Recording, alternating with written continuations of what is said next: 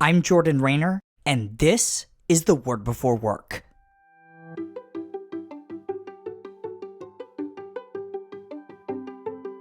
Today we're reading from Daniel 1, 12 through 20. Here's what it says. Daniel said, "Please test your servants for 10 days. Give us nothing but vegetables to eat and water to drink. Then compare our appearance with that of the young men who eat the royal food, and treat your servants in accordance with what you see." So the guard agreed to this test and tested them for 10 days. At the end of the 10 days, they looked healthier and better nourished than any of the young men who ate the royal food. So the guard took away their choice food and the wine they were able to drink and gave them vegetables instead. To these 4 young men, God gave knowledge and understanding of all kinds of literature and learning, and Daniel could understand visions and dreams of all kinds. At the end of the time set by the king to bring them into his service, the chief official presented them to Nebuchadnezzar.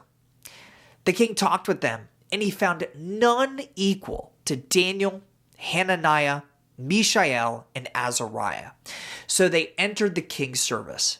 In every manner of wisdom and understanding about which the king questioned them, he found them 10 times better than all the magicians and enchanters in his whole kingdom.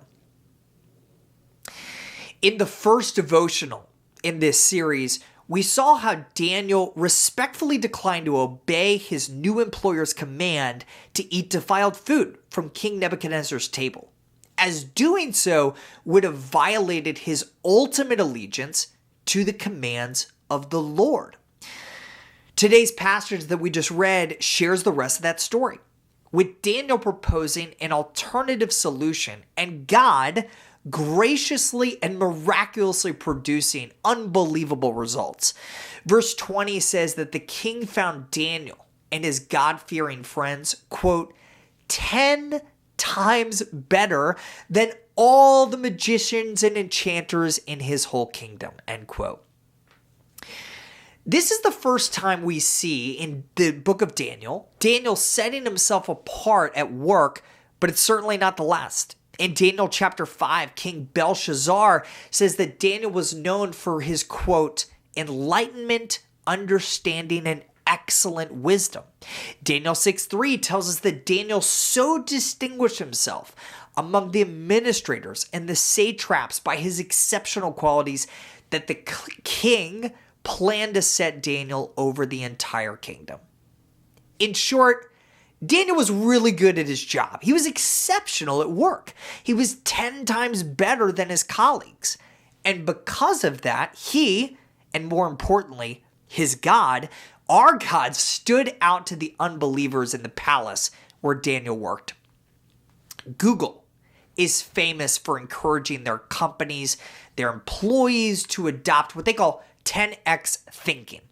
The idea is that unlike traditional corporations who think in terms of making a product 10% better, Googlers are expected to make their products 10 times better, as that is how you really stand out in the marketplace. It's also, I would argue, how you and I and the God we serve can stand out at work. We shouldn't aim to be 10% better than our colleagues or our competitors.